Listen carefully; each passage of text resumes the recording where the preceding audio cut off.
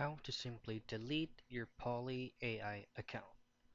Now, if you go ahead to Google Play Store and then you look for the Poly AI application, so let's search for Poly AI, you won't be able to see Poly AI now. So as of 2025, Poly AI have upgraded their application name to Polybuzz, which is actually working the same thing. So for you to just simply delete your account, all you have to do is just go to your user profile at the lower right portion and then go back to the gear settings right here at the top right portion, and in here just head directly to account.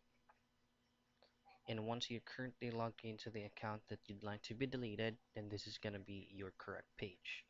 You just have to tick this circle right here to confirm that you have read the cancellation agreement, then choose on delete and choose on delete again to completely finish the deletion process. And that's it.